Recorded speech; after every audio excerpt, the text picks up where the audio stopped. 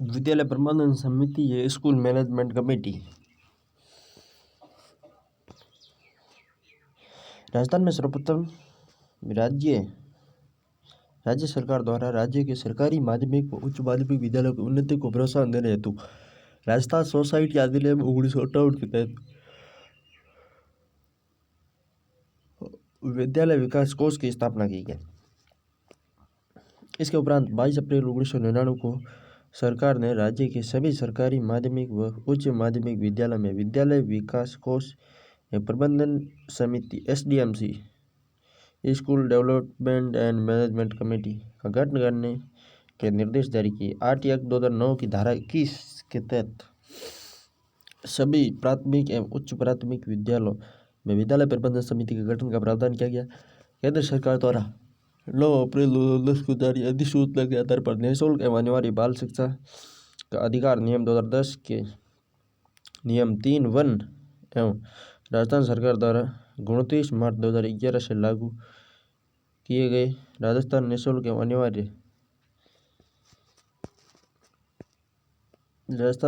अनिवार्य प्राथमिक शिक्षा का अधिकार नियम 2011 के नियम 3(1) के तहत राज्य की समस्त राजकीय एवं अनुदानित प्राथमिक उच्च प्राथमिक विद्यालयों का जन सहभागिता के आधार पर विकास करने एवं विद्यालयों की प्रबंधन व्यवस्था का सुदृढ़ीकरण करने के उद्देश्य से प्रत्येक राजकीय एवं सहायता प्राप्त प्राथमिक एवं उच्च प्राथमिक स्कूल में विद्यालय प्रबंधन समिति के गठन का प्रावधान किया गया। शिक्षा विभाग राज्य सरकार द्वारा 21 जनवरी 2015 को आदर्श विद्यालय योजना समन्वित विद्यालय योजना के तहत जारी किए गए आदेश के द्वारा राज्य के सभी प्राथमिक एवं उच्च प्राथमिक माध्यमिक एवं उच्च माध्यमिक विद्यालय में निम्न समितियों की प्रावधान किए गए हैं।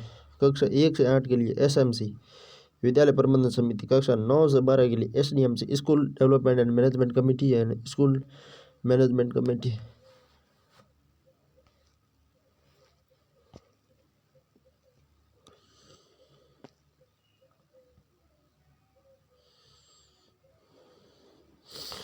राजस्थान में विद्यालय प्रबंधन समिति के स्वरूप विद्यालय प्रबंधन समिति SMC 8 एक्ट की धारा 21 के अनुसार 10 मई 2011 को गठन किया गया।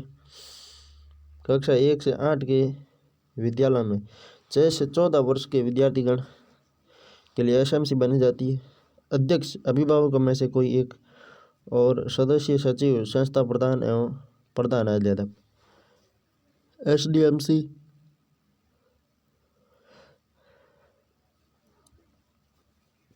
22 अप्रैल 1999 को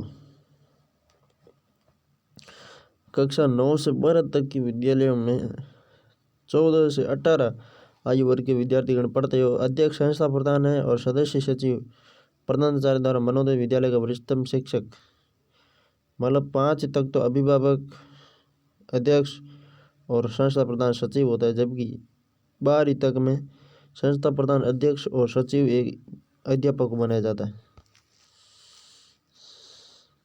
विद्यालय प्रबंधन समिति यानी कि SMC स्कूल मैनेजमेंट कमेटी 10 मई 2011 को उद्देश्य विद्यालय के क्रियाकलापों का नियंत्रण एवं पर्यवेक्षण करना, विद्यालय के विकास हेतु विद्यालय विकास योजना का निर्माण करना, उस हेतु स्वीकृति प्राप्त करना, संबंधित विद्यालय के लिए एक विकास कोष बनाना जिससे विद्यालय के भवन, उपसंस्कार एवं अन्य शैक्षिक सुविधाओं से संबंधित विकास के कार्य किए जा सकेंगे। इस कोष में दानदाताओं से प्राप्त आर्थिक सहायता एवं दान जमा किए जाएंगे।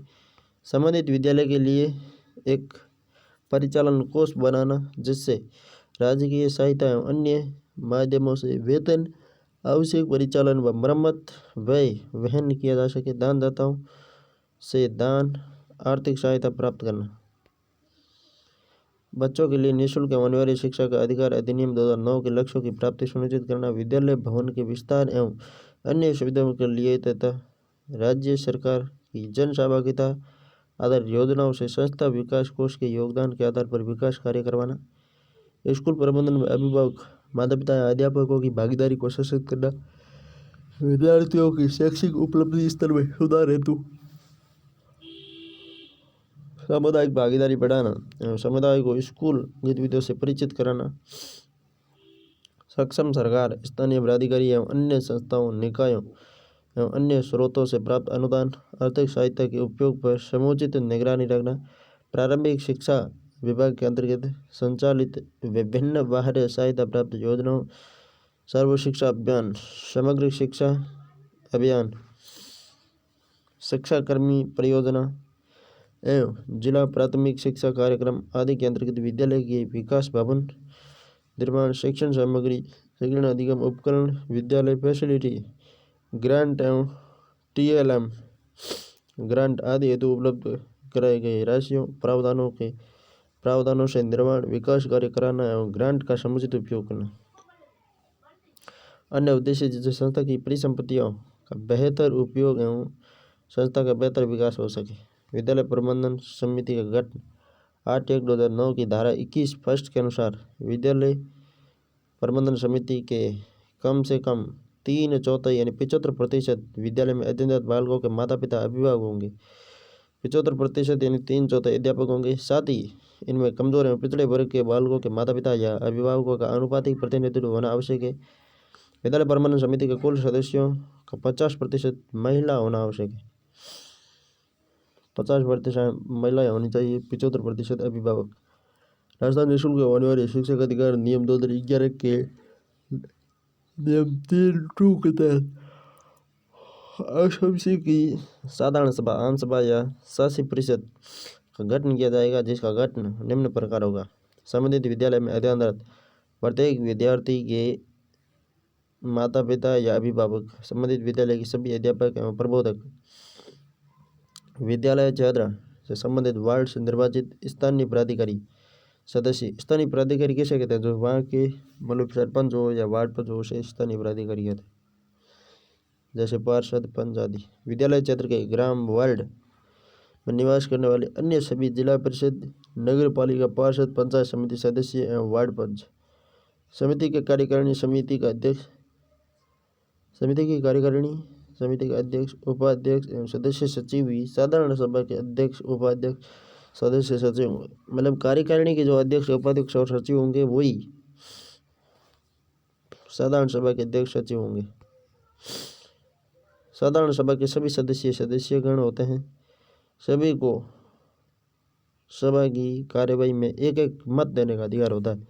बैठक विद्यालय प्रबंधन समिति की प्रत्येक 3 माह में कम से कम 1 बैठक होगी। मतलब वर्ष में 4 बैठक होते हैं, 3 माह में 1 बैठक होगी। बैठक का कार्य विवरण एवं मिनट्स का समुचित रूप से रिकॉर्ड रखा जाएगा, जो जनसाधारण के निरीक्षण हेतु उपलब्ध होगा।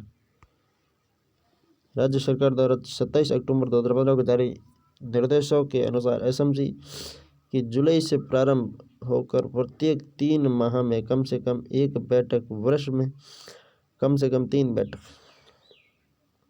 वर्ष में कम से कम 3 होनी चाहिए। प्रत्येक 2 वर्ष में विद्यालय प्रबंधन समिति का पुनर्गठन किया जाएगा। इस प्रकार इसका कार्यकाल 2 वर्ष है। एसएमसी का कार्यकाल कितना है? 2 वर्ष है। 2 वर्ष बाद पुनर्गठन किया जाएगा। 3 माह में 1 और 1 वर्ष में कम से कम 3 बैठक।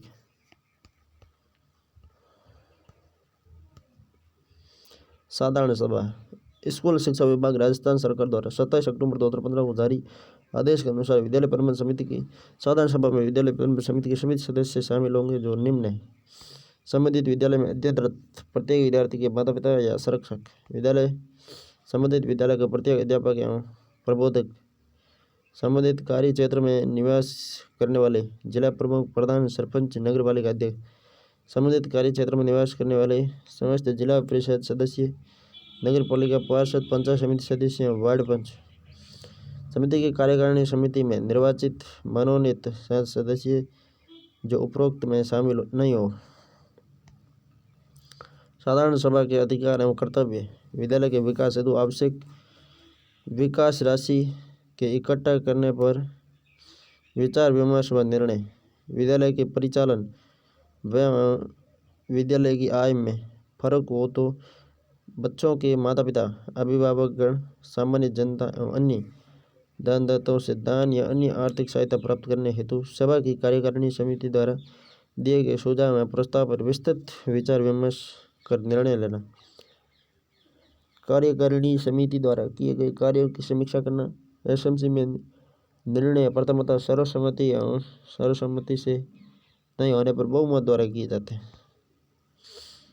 पहला तो सर्वसम्मति दो, सर्वसम्मति कॉम नहीं आवे तो बाद बहुमत कॉम करो।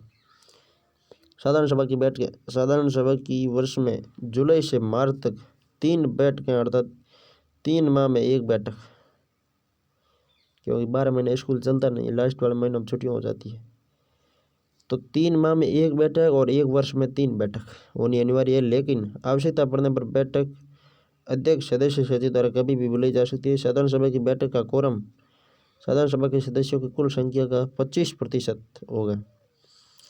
अब ये कोरम भी इम्पोर्टेंट है, ये भी क्वेश्चन आ सकता है। 25% यदि कोरम होता है तो बैठक की जा सकती है। बैठक की सूचना 4 दिन पूर्व व अत्यावश्यक होने पर 2 दिन पूर्व, या तो 4 दिन पूर्व दो और अत्यावश्यक होने पर 2 दिन पूर्व। कोरम के अभाव में स्थगित बैठक पुनः 7 दिन पश्चात उसी निर्धारित स्थान और समय पर आयोजित की जाएगी। स्थगित बैठक में कोरम की कोई आवश्यकता नहीं होगी, लेकिन विचारणीय विषय वही होंगे जो पूर्व एजेंडा में थे। सदस्यता की समाप्ति। साधारण सभा के सदस्यों की सदस्यता निम्न स्थितियों में स्वतः ही समाप्त हो जाएगी: मृत्यु होने पर, त्यागपत्र देने पर, निर्वाचित सदस्यों के निर्वाचित नहीं रहने पर, विद्यार्थी की विद्यालय छोड़ देने पर उसके माता पिता या संरक्षक की सदस्यता स्वतः ही समाप्त हो जाएगी। यदि कोई विद्यार्थी विद्यालय छोड़ देता है तो उसके संरक्षक की सदस्यता समाप्त हो जाएगी। प्रधान सदस्य के पद पर भी नहीं रहने पर। समिति कार्यकारिणी समिति। समिति के कार्य को सुचारू रूप से चलाने के लिए समिति की एक 16 सदस्यीय कार्यकारिणी समिति होगी। कार्यकारिणी समिति कितनी? 16 सदस्य होगी। इसमें से न्यूनतम 3/4 सदस्य माता पिता या संरक्षकों में से होंगे तथा अधिकतम 15 सदस्यीय पदेन मनोनीत अन्य व्यक्ति होंगे। कार्यकारिणी के सदस्यों में 50% महिलाएं अर्थात कम से कम 8 महिलाएं आवश्यक रूप से होगी। जैसे पदाधिकारियों एवं सदस्यों का निर्वाचन मनोनयन अग्रलिखित नियमों के अनुसार किया जाएगा। कार्यकारिणी की समिति में माता पिता एवं संरक्षक सदस्यों का निर्वाचन प्रत्येक वर्ष के प्रारंभ में नामांकन प्रक्रिया पूर्ण होने पर 14 जगह पूर्व साधारण सभा द्वारा किया जाएगा।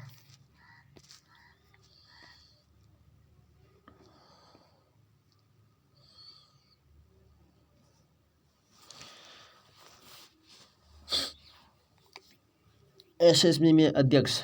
समिति की साधारण सभा द्वारा विद्यार्थियों के माता पिता या संरक्षक सदस्यों में से कार्यकारिणी समिति हेतु 11 सदस्यों में से कार्यकारिणी समिति के सदस्यों द्वारा निर्वाचित यदि एक भी है वो अध्यक्ष उपाध्यक्ष। समिति की साधारण सभा द्वारा उसके माता पिता या संरक्षक सदस्यों में से कार्यकारिणी समिति हेतु निर्वाचित 11 माता पिता या संरक्षक सदस्यों में से कार्यकारिणी समिति के सदस्यों द्वारा निर्वाचित। यदि अध्यक्ष भी सदस्यों द्वारा निर्वाचित होता है और उपाध्यक्ष सदस्यों द्वारा। सदस्य 11 अध्यक्ष प्लस उपाध्यक्ष सहित साधारण सभा द्वारा उसके माता पिता या संरक्षक सदस्यों में से कार्यकारिणी समिति हेतु निर्वाचित 11 सदस्य, जिनमें से कम 6 महिलाएं, 1 अनुसूचित जाति, 1 अनुसूचित जनजाति से संबंधित हो। प्रधान सदस्य। ग्राम पंचायत नगर पालिका के जिस वार्ड में विद्यालय स्थित है उस वार्ड का वार्ड पंच या पार्षद प्रधान सदस्य होता है। प्रधान सचिव प्रधानाध्यापक या प्रधानाध्यापक के न होने पर वरिष्ठ अध्यापक या प्रबोधक प्रधान सचिव होगा। निर्वाचित अध्यापक विद्यालय के अध्यापकों द्वारा समिति हेतु निर्वाचित एक अन्य महिला अध्यापक या प्रबोधक, अन्यथा पुरुष अध्यापक या प्रबोधक। मनोनीत सदस्य। विद्यालय परिक्षेत्र के विधानसभा सदस्य। विद्यालय परिक्षेत्र के विधानसभा सदस्य द्वारा नामित ऐसे 2 सदस्य जिनमें से एक महिला हो तथा एक माता पिता या संरक्षक सदस्यों में से हो, जो ग्रामीण क्षेत्र हेतु उस राष्ट्रीय ग्राम या शहरी क्षेत्र हेतु उस वार्ड का निवासी हो जिसमें विद्यालय स्थित हो, अथवा समिति के माता पिता या संरक्षक सदस्यों द्वारा मनोनीत स्थानीय शिक्षा शास्त्री अथवा विद्यालय का बालक मनोनयन में प्रथम प्राथमिकता विधानसभा सदस्य द्वारा नामित व्यक्तियों को दी जाएगी, लेकिन मनोनयन से पूर्व विधानसभा सदस्य द्वारा नामित व्यक्तियों की उनसे लिखित में स्वीकृति लिया जाना आवश्यक होगा। मनोनयन में द्वितीय प्राथमिक विद्यालय परिक्षेत्र के निवासी राज्य स्तर पर पुरस्कार प्राप्त शिक्षक को दी जाएगी। मनोनयन में द्वितीय प्राथमिकता विद्यालय परिक्षेत्र के निवासी राष्ट्रीय एवं राज्य स्तर पर पुरस्कार प्राप्त शिक्षक को दी जाएगी। कुल सदस्य 16 होता है एसएमसी। कार्यकारिणी समिति के पदाधिकारियों के चुनाव। कार्यकारिणी समिति की अपने अध्यक्ष तथा उपाध्यक्ष का चुनाव कार्यकारिणी समिति हेतु साधारण सभा द्वारा निर्वाचित माता पिता या शैक्षिक सदस्यों में से करेगी। ये निर्वाचित अध्यक्ष उपाध्यक्ष समिति की साधारण सभा के अध्यक्ष एवं उपाध्यक्ष होंगे। साधारण सभा के भी यही होंगे और कार्यकारिणी समिति के भी यही होंगे। विद्यालय का प्रधानाध्यापक और प्रधानाध्यापक के न होने पर विद्यालय का वरिष्ठ अध्यापक प्रबोधक समिति का प्रधान सचिव होगा। अध्यक्ष एवं उपाध्यक्ष का कार्यकाल 2 वर्ष अथवा तब तक रहेगा जब तक कि कार्यकारिणी समिति का सदस्य रहे, दोनों में से जो भी कम हो। कार्यकारिणी समिति के पदाधिकारियों के अधिकार व कर्तव्य। अध्यक्ष के कार्य। विद्यालय प्रबंधन समिति की साधारण सभा एवं कार्यकारिणी समिति की सभी बैठकों की अध्यक्षता करना, बराबर मत आने पर निर्णय मत देना, बैठकें आहूत करना, समिति का प्रतिनिधित्व करना, संविदा व अन्य दस्तावेजों पर हस्ताक्षर करना, आय व्यय पर नियंत्रण रखना, कैशियर के माध्यम से लेके संधारित करना। ये क्वेश्चन आ सकता है कि भाई एसएमसी में कैशियर कौन होता है, तो कैशियर होता है अध्यक्ष। तो ये उसके साइन के बिना 1 रुपया भी नहीं निकाल सकता। समिति द्वारा निर्देशित अन्य सभी कार्य। उपाध्यक्ष के कार्य। अध्यक्ष की अनुपस्थिति में अध्यक्ष के सभी कार्य संपादित करना, जैसे कि नियमावली में लिखे गए। कार्यकारिणी समिति द्वारा निर्देशित अन्य समस्त कार्य करना। सदस्य सचिव के कार्य। बैठक की कार्यसूची एजेंडा तैयार करना, बैठक आहूत करने की सूचना जारी करना। बैठक की कार्यवाही सूचना 4 दिन पूर्व जारी की जाती है और अत्यावश्यक होने पर 2 दिन। बैठक की कार्यवाही विवरण तैयार करना एवं रिकॉर्ड रखना। साधारण जनता को अवलोकन हेतु उपलब्ध कराना। समिति के वित्त संबंधी सभी आंकड़े तैयार करना। अधिकृत मामलों पर समिति की ओर से हस्ताक्षर करना। उसके विद्यालय के अधिकार क्षेत्र में आने वाले सभी रिकॉर्ड संपत्ति की सुरक्षा हेतु वैधानिक एवं अन्य उत्तरदायित्व जो भी आवश्यक हो निर्वहन करना। उन सभी मुद्दों की रिपोर्ट तैयार करना जो उसकी जानकारी तथा जिन्हें समिति की साधारण सभा या कार्यकारिणी समिति के समक्ष रखना आवश्यक है। कार्यकारिणी समिति के अधिकार एवं कर्तव्य। विकास कोष से कराए जाने वाले विकास कार्यों का निर्णय करना, लागत अनुमानित करना, कराए जाने वाले कार्यों की प्रक्रिया निर्धारण करना, भुगतान हेतु अधिकृत करना, परिचालन मद में आय व व्यय का जायजा लेना, वार्षिक बजट पारित करना, समिति की संपत्ति सुरक्षा करना, साधारण सभा द्वारा पारित निर्णयों की क्रियान्वित करना, अन्य कार्य जो विद्यालय के हितार्थ आवश्यक हो करना, समय समय पर अध्यापकों, गैर अकादमिक सदस्यों एवं विद्यार्थियों की सतत एवं निर्दिष्ट समयानुसार उपस्थिति का अनुवीक्षण करना। समिति के प्रत्येक सदस्यों को सभी उपस्थिति पंजिकाओं का अवलोकन एवं अध्यक्ष को प्रमाणित करने का अधिकार होगा। ड्रॉप आउट व अनामांकित बच्चों को विद्यालय से जोड़ना व उनका ठहराव सुनिश्चित करना। समिति को निःशुल्क पुस्तकों के वितरण, मिड डे मील, शाला गणेश तथा प्रोत्साहन राशि की व्यवस्थाओं का संचालन व अनुवीक्षण करने का अधिकार है। कार्यकारिणी समिति का कार्यकाल। कार्यकारिणी के मनोनीत निर्वाचित सदस्यों का कार्यकाल 2 वर्ष अथवा उस समय तक रहेगा जिस समय तक वे समिति के निर्वाचित या मनोनीत सदस्य रहेंगे। कार्यकारिणी समिति की बैठकें। कार्यकारिणी समिति की बैठक प्रत्येक महा अमावस्या के दिन आयोजित की जाएगी। अमावस्या के दिन अवकाश होने पर बैठक अगले दिन की जाएगी। ये बैठक विद्यालय परिसर, चौपाल, किसी सुविधाजनक स्थान पर बुलाई जाए। सदस्य सचिव अध्यक्ष से विचार विमर्श कर समिति की बैठक का समय स्थान निर्धारित करेगा। सचिव है जो अध्यक्ष से विचार विमर्श करके समय और बैठक का स्थान निर्धारित करेगा। सदस्य सचिव कम से कम 4 दिन पूर्व बैठक की लिखित सूचना में बैठक में विचारार्थ रखे जाने वाले बिंदुओं की सूची के साथ सभी सदस्यों को भेजेगा। अध्यक्ष की अनुमति से एजेंडा से अतिरिक्त बिंदुओं पर भी चर्चा की जा सकेगी। समिति की अत्यावश्यक बैठक कम से कम 2 दिन की सूचना पर भी बुलाई जा सकती है। जिला शिक्षा अधिकारी प्राथमिक शिक्षा को किसी भी एक समय समिति की बैठक बुलाने का निर्देश देने का अधिकार होगा, जिसकी अनुपालना अध्यक्ष या सदस्य सचिव द्वारा 1 सप्ताह में करना अनिवार्य होगा।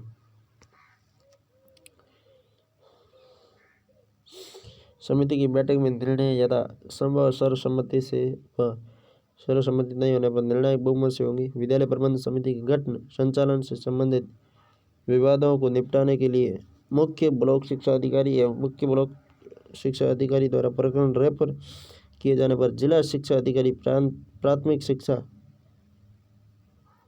उत्तरदायी होगा। जिला शिक्षा अधिकारी प्राथमिक शिक्षा का निर्णय अंतिम होगा। कोरम गणपूर्ति कार्यकारिणी समिति के कुल सदस्यों की संख्या के 1/3 से अधिक सदस्यों की उपस्थिति आवश्यक होगी। 1/3 सदस्य कोरम गणपूर्ति के लिए आवश्यक है। अध्यक्ष एवं उपाध्यक्ष की अनुपस्थिति में समिति का कोई अन्य माता पिता शैक्षिक सदस्य अध्यक्ष हेतु चुना जावे, जिसे ऐसा करने के लिए बाकी उपस्थित सदस्य चुने। निर्णयों का संधारण समिति की बैठक में लिए गए सभी निर्णयों का संधारण सदस्य सचिव द्वारा रजिस्टर में किया जाएगा तथा समिति के कार्यकारिणी की बैठक में पढ़कर सुनाया जाकर सदस्यों के हस्ताक्षर रजिस्टर के लिए सदस्यों के हस्ताक्षर रजिस्टर पर लिए जाएंगे। साधारण सभा के सभी सदस्यों को सभी निर्णयों का अवलोकन करने हेतु रिकॉर्ड विद्यालय में उपलब्ध रहेगा। सदस्यता की समाप्ति पदेन सदस्यों के अतिरिक्त अन्य सदस्यों का अधिकतम कार्यकाल 2 वर्ष अथवा संबंधित सदस्यों में कार्यकारिणी समिति का सदस्य रहने का ही तक ही रहेगा। सदस्यता की समाप्ति पदेन सदस्यों के अतिरिक्त अन्य सदस्यों का अधिकतम कार्यकाल 2 वर्ष अथवा संबंधित सदस्यों के कार्यकारिणी समिति के सदस्य रहने तक ही रहेगा। 2 में से जो भी पहले हो। निम्न कारण के आधार पर कार्यकारिणी समिति के सदस्यों की सदस्यता स्वतः ही समाप्त हो जाएगी। यदि सदस्य समिति के 3 क्रमिक बैठकों में अनुपस्थित रहे, लगातार 3 बैठकों में अनुपस्थित रहता है तो सदस्यता समाप्त हो जाएगी। समिति के अंतर्गत आने वाले किसी मुद्दे से संबंधित भ्रष्टाचार में लिप्त हो, किसी भी कारणवश सदस्य की संतान उस विद्यालय का विद्यार्थी न रहे, कानून द्वारा दोषी ठहरा जाए, रिक्त पदों को भरना।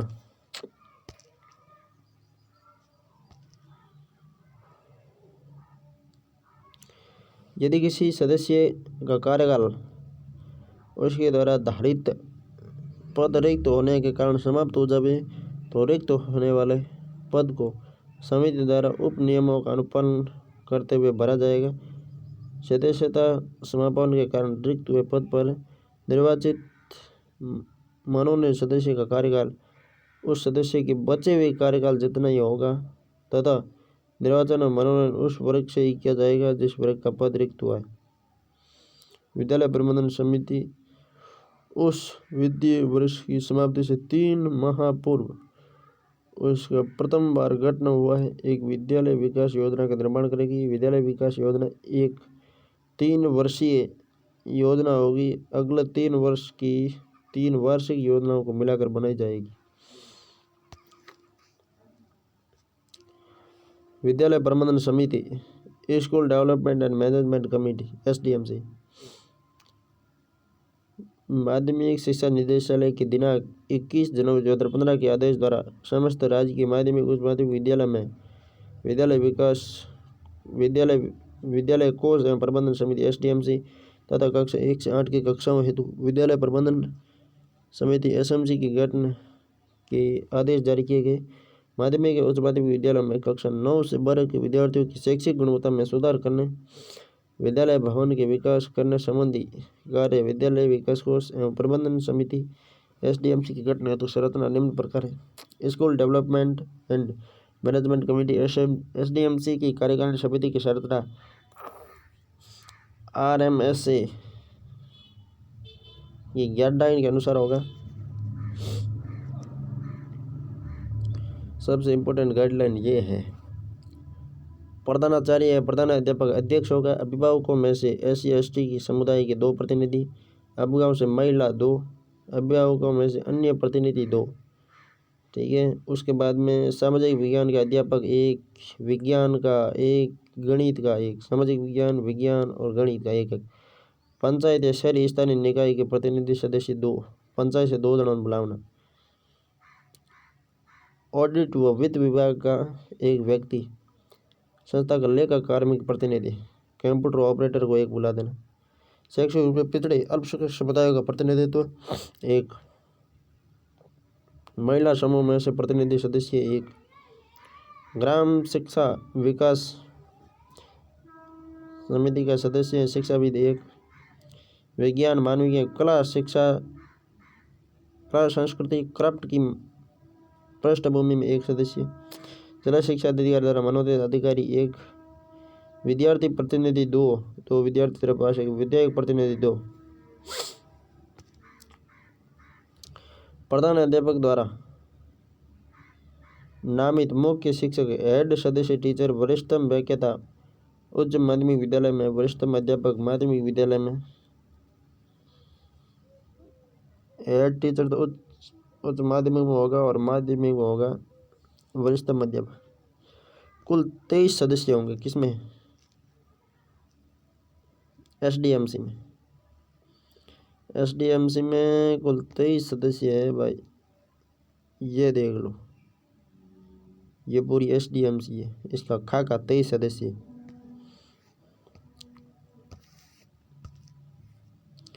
एसडीएमसी की कार्यकारिणी समिति की प्रत्येक माह अमावस्या को निर्धारित बैठक नियमित रूप से आयोजित की जानी आवश्यक है।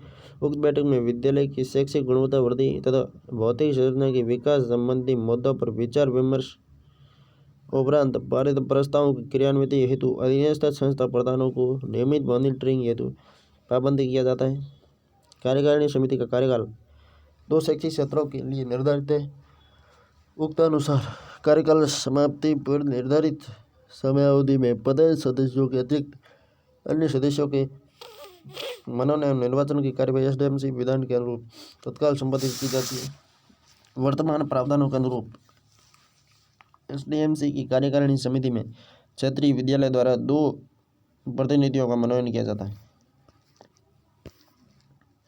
एसडीएमसी के कार्य एवं दायित्व निम्नानुसार होंगे। विकास,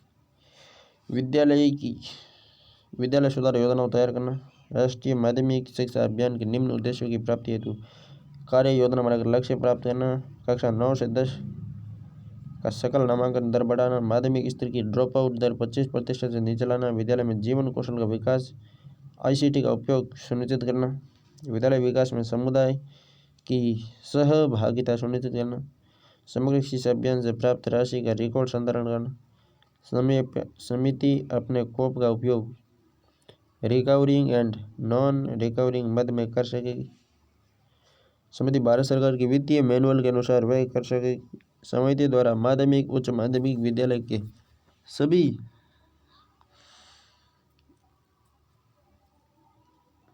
समिति द्वारा माध्यमिक उच्च माध्यमिक स्तर के सभी गतिविधियों की योजना बनाना, डाइस का डेटा एकत्रित करना, योजना की क्रियान्विति मॉनिटरिंग आदि का कार्य करेगी। विद्यालय स्तर पर निर्माण संबंधी कार्य तथा शैक्षिक गुणवत्ता वृद्धि हेतु संबंधित सभी कार्य करेगी। कमेटी की प्रत्येक मीटिंग में नियमित रूप से वित्तीय लेखों का अनुमोदन कराया जाएगा। समिति सभी गतिविधियों की प्रगति की सूचना नियमित रूप से ब्लॉक व जिले के अधिकारियों को पोषित करेगी। समिति की पाक्षिक बैठक रखी जाएगी। समिति की मीटिंग हेतु प्रधानाध्यापक द्वारा सभी सदस्यों को लिखित में सूचित किया जाए। बैठक खाते से लेन देन समिति के अध्यक्ष व सदस्य सचिव के संयुक्त हस्ताक्षर किए जाएंगे। किसी भी स्थिति में एकल हस्ताक्षर से बैंक से लेन देन नहीं किया जाएगा। विद्यालय में भवन उप समिति स्कूल बिल्डिंग कमेटी की संरचना प्राचार्य या प्रधानाचार्य अध्यक्ष होता है। पंचायत समिति स्थानीय शहरी विकास के प्रतिनिधि एक सदस्य, अभिभावक एक सदस्य, निर्माण कार्य से जुड़े अनुभवी व्यक्ति JNSM से एक सदस्य, लेखा या ऑडिट शाखा के व्यक्ति, संस्था का लेखा कार्मिक एक सदस्य, प्रधानाचार्य या प्रधानाध्यापक द्वारा नामित मुख्य शिक्षक या सदस्य सचिव, विद्यालय द्वारा नॉन रैंकरिंग मद में खरीद करने पर BO या DPC कार्यालय के लेखाकार कनिष्ठ लेखाकार को सदस्य के रूप में मनोनीत किया जाए। भवन उप समिति के कार्य भवन निर्माण एवं मेजर रिपेयर हेतु योजना बनाना, उसके प्रबंधन, संचालन, मॉनिटरिंग, पर्यवेक्षक, रिपोर्टिंग, लेखों का संधारण, लेखों की मासिक रिपोर्ट बनाना आदि कार्यों को करने के लिए जिम्मेदारी होगी। तो इसकी रिपोर्ट SDMC को नियमित रूप से की जाएगी। ये समिति निर्माण कार्यों को वित्तीय नियमानुसार अनुबंध पर निर्माण कार्यों को वित्तीय नियमानुसार अनुबंध पर करा सकेगी तथा स्वयं कर सकेगी। शैक्षिक उप समिति की संरचना स्कूल एकेडमिक कमेटी प्राचार्य एक अध्यक्ष, अभिभावक एक सदस्य,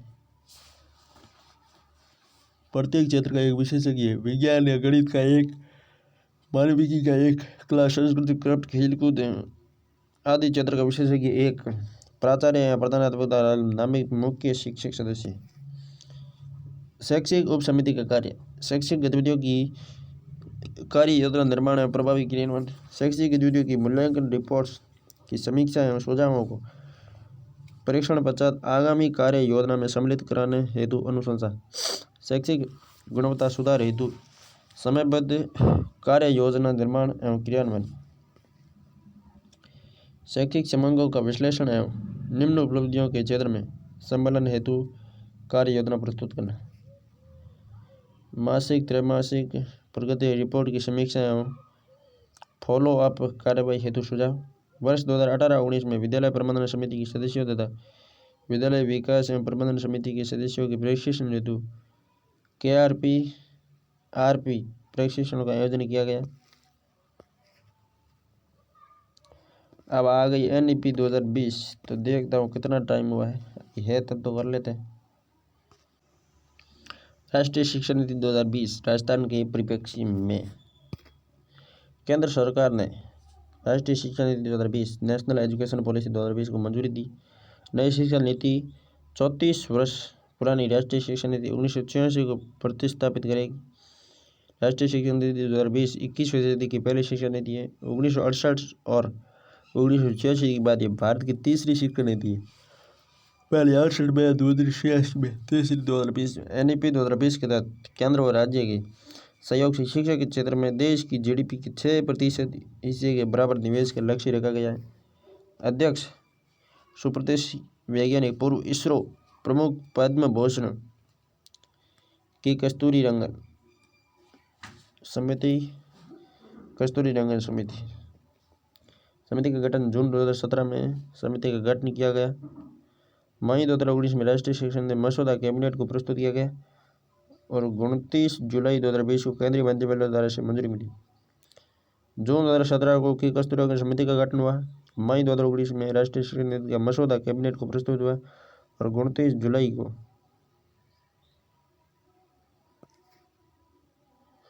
मंजूरी दे दी।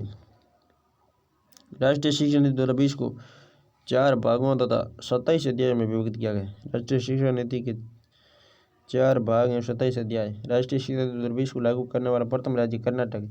MHRD के नाम में परिवर्तन। केंद्रीय कैबिनेट द्वारा मानव संसाधन विकास मंत्रालय ministry of human resources and development का नाम बदलकर शिक्षा मंत्रालय एजुकेशन मिनिस्ट्री कर दिया गया। 1985 से पहले यह मंत्रालय शिक्षा मंत्रालय ही था। 1985 में बदलकर मानव संसाधन विकास मंत्रालय की कर दिया गया था। एनईपी 2020 के तहत MHRD का नाम बदलकर शिक्षा मंत्रालय करने का उद्देश्य शिक्षा और सीखने एजुकेशन एंड लर्निंग पुनः अधिक ध्यान आकर्षित करना। शिक्षा नीति 2020 के उद्देश्य राष्ट्रीय शिक्षा नीति 2020 का उद्देश्य शिक्षा की पहुंच, समानता, गुणवत्ता, वहनीय शिक्षा एवं उत्तरदायित्व जैसे मुद्दों पर विशेष ध्यान देना। वर्ष 2030 तक स्कूली शिक्षा में 100% नामांकन अनुपात प्राप्त करना। 2025 तक कक्षा 3 तक के विद्यार्थियों की मूलभूत साक्षरता एवं ज्ञान सुनिश्चित किया जाना। छात्रों को जरूरी कौशलों एवं ज्ञान से लैस करना और विज्ञान, टेक्नोलॉजी, अकादमिक क्षेत्र और इंडस्ट्री में कुशल लोगों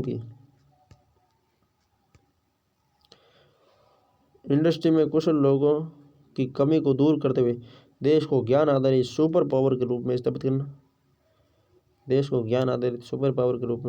शिक्षा नीति में छात्रों में रचनात्मक सोच, तार्किक निर्णय और नवाचार की भावना को प्रोत्साहित करना है। भाषाई बाध्यताओं को दूर करने, दिव्यांग छात्रों के लिए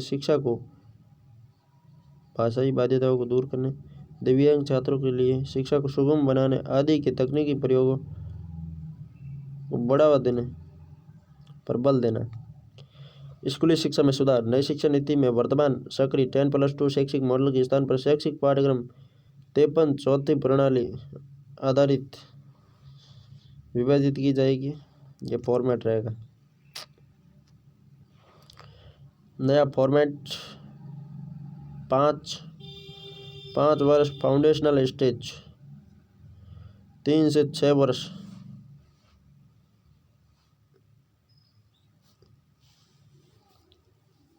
फाउंडेशनल, फिर सबसे पहले प्री-प्राइमरी होंगी, प्री-प्राइमरी, फिर फाउंडेशनल, नहीं पहले फाउंडेशनल फिर प्री-प्राइमरी, प्राथमिक, माध्यमिक और अंतिम स्तर। 3 से 6, 6 से 8, 8 से 11, 11 से 14 और 14 से 18, 3 से 6, 6 से 8, 8 से 11, 11 से 14, 14 से 18, 5, 3, 3, 4, 5, 3, 53 चौथी।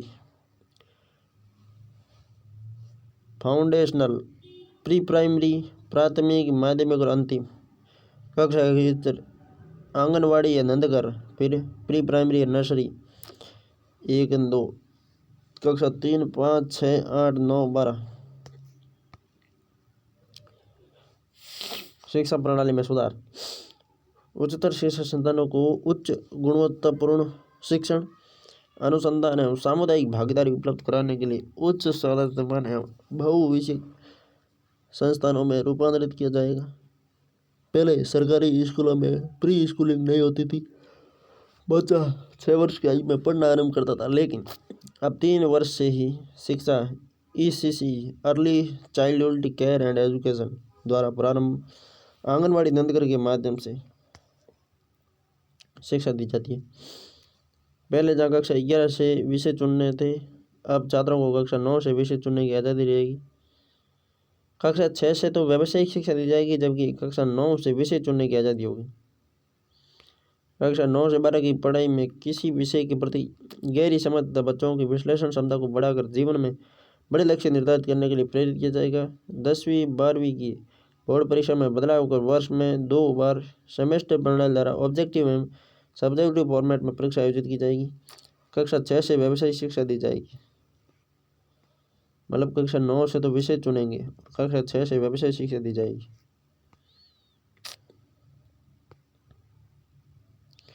छः से व्यवसाय शिक्षा, 9 से विषय चयन। NEP 2020 के तहत मिड डे मील के साथ नाश्ता देने की बात कही गई। सुबह के समय पोषक नाश्ता अधिक मेहनत वाले विषयों की पढ़ाई में लाभकारी होता है। उच्च शिक्षा, हायर एजुकेशन, बहुस्तरीय प्रवेश एवं निकासी मल्टीपल एंट्री एंड एग्जिट। वर्तमान में 3 या 4 वर्ष के डिग्री कोर्स में यदि कोई छात्र किसी कारणवश बीच में पढ़ाई छोड़ देता है तो उसे डिग्री न मिलने से इस पढ़ाई का कोई महत्व नहीं रहता। लेकिन अब इसमें परिवर्तन किया गया है। 1 वर्ष में सर्टिफिकेट, 2 वर्ष में डिप्लोमा, 3 या 4 वर्ष में डिग्री। 1 वर्ष में सर्टिफिकेट, 2 वर्ष में डिप्लोमा, 3 वर्ष या 4 वर्ष में degree. Academic bank of credit, इसमें विभिन्न उच्च शिक्षण संस्थानों से प्राप्त अंकों या क्रेडिट को डिजिटल रूप में सुरक्षित रखा जाएगा तथा अलग अलग संस्थानों में छात्र की प्रदर्शन के आधार पर प्रमाण पत्र दिए जाएंगे।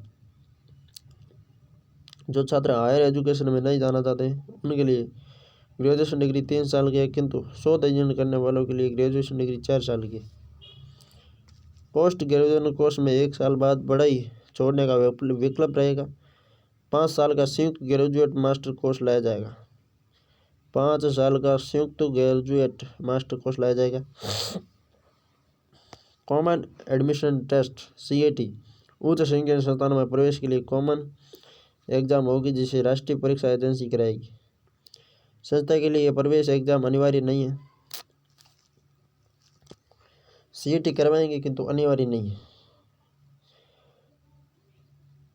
अंतर्राष्ट्रीयकरण, भारत में सर्वश्रेष्ठ विश्वविद्यालयों को अपने परिसर अन्य देशों में स्थापित करने के लिए प्रोत्साहित किया जाएगा तथा साथ ही विश्व के चुनिंदा विश्वविद्यालयों शीर्ष 100 में से भारत में संचालित करने की अनुमति दी जाएगी। विश्वविद्यालय अनुदान आयोग UGC, विश्वविद्यालय अनुदान आयोग UGC, अखिल भारतीय तकनीकी शिक्षा परिषद AICTE और national council for technical education NCTE को समाप्त कर रेगुलेटरी बॉडी बनाई जाएगी। शिक्षकों से संबंधित सुधार, नेशनल मेटरिंग प्लान, इससे शिक्षकों का उन्नयन किया जाएगा। नेशनल मेटरिंग प्लान से शिक्षकों का उन्नयन होगा। शिक्षकों को प्रभावी एवं परामर्शदर्शी प्रक्रियाओं के जरिए भर्ती किया जाएगा। पदोन्नति भी अब योग्यता पर आधारित होगी। शैक्षिक प्रशासन व समय समय पर कार्य प्रदर्शन का आकलन। शिक्षकों के लिए राष्ट्रीय अध्यापक शिक्षा परिषद द्वारा वर्ष 2022 तक राष्ट्रीय प्रोफेशनल मानक NPST तैयार किया जाएगा।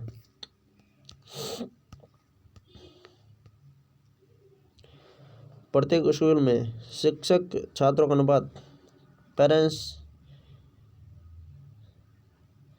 PTR 30:1 होगा। प्रत्येक स्कूल में शिक्षक छात्रों का अनुपात 30:1 होगा। 30:1 से कम हो। सामाजिक आर्थिक रूप से वंचित बच्चों की अधिकता वाले छात्रों के स्कूलों में 25:1 से कम हो। शिक्षकों को गैर शैक्षणिक गतिविधियों, जटिल प्रशासनिक कार्य, मिड डे मील से संबंधित कार्य में शामिल न करने का सुझाव। प्रत्येक शिक्षक अपेक्षा होगा कि वह स्वयं व्यवसायिक विकास, पेशे से संबंधित आधुनिक विचार, नवाचार एवं खुद में सुधार करने के लिए स्वेच्छा से प्रत्येक वर्ष 50 घंटे का सतत व्यवसायिक विकास CPD कार्यक्रम में हिस्सा लें। ECCE शिक्षकों को प्रशिक्षित करने के लिए NCERT द्वारा 6 माह जो आंगनवाड़ी कर्मचारी 10+2 या अधिक योग्यता एवं 1 वर्ष जो कर्मचारी कम शैक्षिक योग्यता का डिप्लोमा कार्यक्रम कराया जाएगा। राष्ट्रीय अध्यापक शिक्षा परिषद द्वारा NCERT के परामर्श के आधार पर अध्यापक शिक्षा हेतु पाठ्यक्रम, राष्ट्रीय पाठ्यचर्या की रूपरेखा, नेशनल कार्यक्रम प्रारंभ फॉर टीचर एजुकेशन NCFTE कब निकला? 2021 का विकास किया जाएगा। वर्ष 2023 तक शिक्षण कार्य अध्यापन के लिए न्यूनतम डिग्री योग्यता 4 वर्षीय अधिकृत 4 वर्षीय एकीकृत B.Ed का होना अनिवार्य किया जाएगा। संविदा शिक्षक रखने की बजाय नियमित शिक्षक भर्ती करने पर जोर देना। शिक्षकों को संविदा पर नहीं रखना। शैक्षिक भाषा से संबंधित सुधार, इस नीति में भारतीय भाषा में पढ़ाने के महत्व को रेखांकित किया गया। इसमें 3 भाषा फॉर्मूला यानी कि हिंदी, अंग्रेजी और स्थानीय भाषा में पढ़ाई करवाई जाएगी। NEP 2020 के तहत कक्षा 5 तक की पढ़ाई मातृभाषा, स्थानीय या क्षेत्रीय भाषा में करवाई जाएगी, जिससे अंग्रेजी भाषा की अनिवार्यता समाप्त होगी। स्कूली और उच्च शिक्षा में छात्रों के लिए संस्कृत और अन्य प्राचीन भारतीय भाषाओं का विकल्प उपलब्ध होगा। परंतु किसी भी छात्र पर भाषा के चुनाव को थोपा नहीं जाएगा। ई पाठ्यक्रम क्षेत्रीय भाषाओं में विकसित किए जाएंगे। वर्चुअल लैब विकसित की जा रही है और एक राष्ट्रीय शैक्षिक टेक्नोलॉजी फोरम बनाया जा रहा है।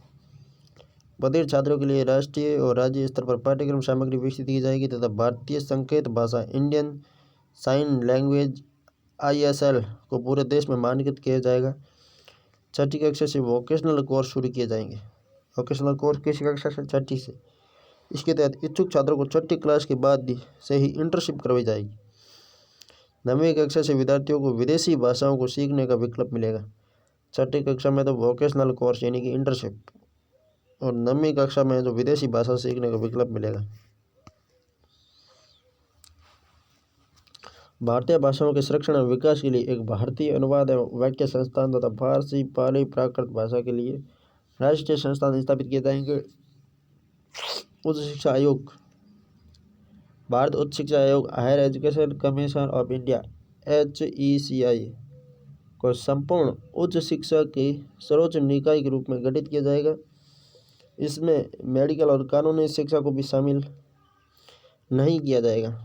वर्ष 2040 तक सभी वर्तमान उच्च शिक्षा संस्थानों HEI का उद्देश्य अपने आप को बहुविषयक संस्थानों के रूप में स्थापित करना होगा। वर्ष 2030 तक प्रत्येक जिले में उसके समीप कम से कम एक बड़ा बहुविषयक उच्चतर शिक्षा संस्थान स्थापित किया जाएगा।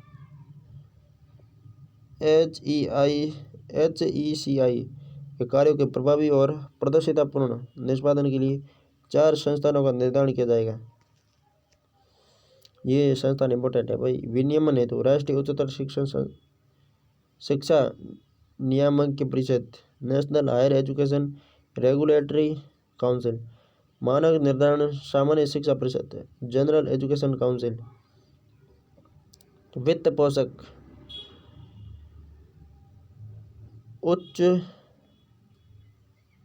उच्चतर शिक्षा अनुदान परिषद, हायर एजुकेशन ग्रांट काउंसिल, प्रत्यायन यानी राष्ट्रीय प्रत्यायन परिषद, अनुसंधान। नई शिक्षा नीति में MPhil को समाप्त किया जाएगा। PhD के 4 वर्षीय ग्रेजुएशन फिर MA के बाद MPhil की निरंतरता समाप्त कर दी गई है। राष्ट्रीय अनुसंधान foundation NRF, national research foundation, राष्ट्र में गुणवत्तापूर्ण अनुसंधान को सही रूप से उत्प्रेरित और विकसित करने के लिए तथा सभी प्रकार के वैज्ञानिक एवं सामाजिक अनुसंधानों पर नियंत्रण रखने के लिए NRF का गठन। स्कॉलरशिप पोर्टल व खुला विद्यालय योजना SC ST एवं OBC के सामाजिक व आर्थिक रूप से पिछड़े छात्रों के लिए राष्ट्रीय स्तर पर स्कॉलरशिप पोर्टल का निर्माण किया जाएगा। स्कॉलरशिप प्रदान कर स्कूल न आने वाले बच्चों को मुख्य धारा से जोड़ा जाएगा।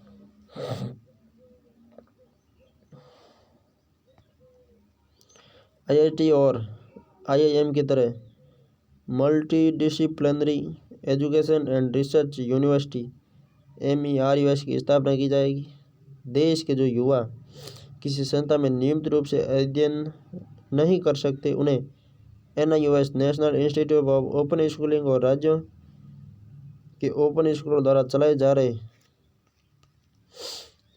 ODL open and distance learning कार्यक्रम से जोड़कर पढ़ाया जाएगा। NIOS राष्ट्रीय खुला विद्यालय संस्थान कक्षा 3, 5 और 8 के लिए ओपन लर्निंग की व्यवस्था की जाएगी। ऐसे स्थान जहाँ विद्यालय तक आने के लिए छात्रों को अधिक दूरी तय करनी पड़ती है, वहाँ जवाहर नवोदय विद्यालयों के स्तर की तर्ज पर निःशुल्क छात्रावासों का निर्माण किया जाएगा। जवाहर नवोदय विद्यालयों के स्तर पर निःशुल्क छात्रावास। NEP 2020 में जेंडर इंक्लूजन फंड और वंचित इलाकों के लिए विशेष शिक्षा क्षेत्र की स्थापना पर जोर है। परीक्षण मूल्यांकन। 10वीं 12वीं कक्षा के लिए बोर्ड परीक्षाएं जारी रहेगी। बोर्ड और प्रवेश परीक्षाओं की मौजूदा प्रणाली में सुधार किया जाएगा। छात्र परीक्षा देने के लिए अपने विषय में से कई विषय चुन सकेंगे। छात्रों को वर्ष में 2 बार बोर्ड परीक्षा देने की अनुमति दी जाएगी, जिससे बोर्ड परीक्षाओं की उच्चतर जोखिम पहलू को समाप्त किया जा सके। विश्वविद्यालय प्रवेश परीक्षा संपूर्ण देश में एक समान होगी। इसे राष्ट्रीय परीक्षण एजेंसी NTA द्वारा साल में 2 बार कराया जाएगा। राष्ट्रीय परीक्षण एजेंसी साल में 2 बार। परख PARAKH performance analysis research and assessment knowledge with holistic development. छात्रों के मूल्यांकन के लिए मानक निर्धारण निकाय के रूप में परख नामक एक राष्ट्रीय आकलन केंद्र नेशनल असेसमेंट सेंटर की स्थापना की जाएगी। 360 डिग्री असेसमेंट छात्र का रिपोर्ट कार्ड 360 डिग्री के आधार पर उसके व्यवहार, अन्य पाठ्य सहगामी क्रियाओं तथा मानसिक क्षमताओं को ध्यान में रखकर तैयार किया जाएगा, जिसमें मूल्यांकन स्वयं छात्र, शिक्षक एवं सहपाठियों द्वारा किया जाएगा। चलते चलते ही यह भी जानना, राजस्थान राज्य शिक्षा नीति तैयार करने तथा वर्ष 2019 की राष्ट्रीय शिक्षा नीति के प्रारूप के अध्ययन के लिए राज्य सरकार ने पूर्व IAS ओंकार सिंह की अध्यक्षता में 3 सदस्यीय समिति का गठन किया, जिसमें पूर्व संयुक्त निदेशक ओम प्रकाश सारस्वत, पूर्व प्रधानाचार्य हरिकृष्ण आर्य को सदस्य मनोनीत किया गया।